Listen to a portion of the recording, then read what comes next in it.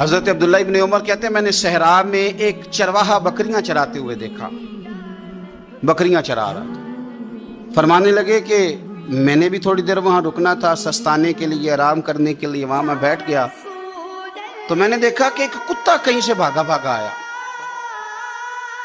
تو چرواہے نے نا اپنا کپڑا کھولا، ٹفن سمجھ لیں کھولا، اور اس میں سے ایک روٹی نکال کے کتے کو ڈالی۔ کتے نے کھائی اور پھر للچائی نظروں سے چرواہے کی طرف دیکھا، اس نے ایک روٹی اور نکال کے ڈال دی۔ کتے نے کھائی تو پھر للچائی نظروں سے دیکھا تو اس نے ایک روٹی اور نکال کے کتے کو دے دی۔ اب کتا سیر ہو کے چلا گیا۔ حضرت عبداللہ ابن عمر رضی اللہ تعالیٰ عنہ فرماتے ہیں میں قریب گیا اور میں نے جا کے اس چرواہے سے پوچھا، غریب آدمی سے، اجرت پہ کسی کی بکریاں چراتا ہے، تیرے پاس کتنی روٹیاں ہیں؟ کہنے لگا 3 ہی تھی۔ وَيُؤْثِرُونَ عَلَىٰ أَنفُسِهِمْ وَلَوْ كَانَ بِهِمْ خَصَاصَةٌ۔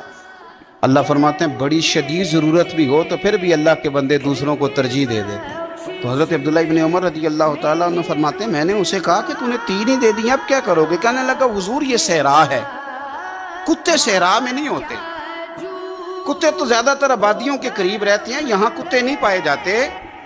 تو یہ مجھے دیکھ کے نا کہ میں بیٹھا ہوا ہوں تو یہ آیا تھا اس امید پر کہ کچھ ملے گا۔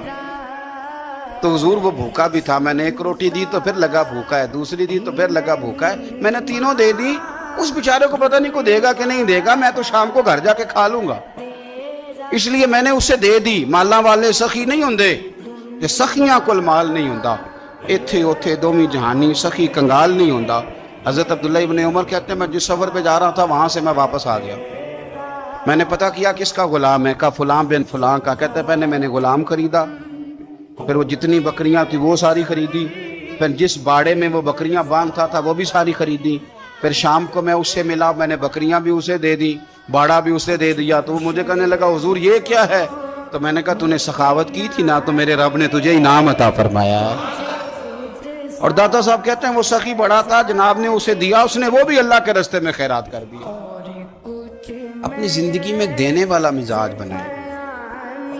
اب تو دوستیاں، یاریاں، تعلق، ناطے اس بنیاد پہ ہیں کہ نفع لے کیسے سکتے، سامنے والے کو استعمال کیسے کرنا، یہ کمزور لوگوں کی علامت، یہ چھوٹے لوگوں کی علامت، بزدلوں کی علامت۔ دلیر لوگ جو ہوتے ہیں وہ نفع لیتے نہیں۔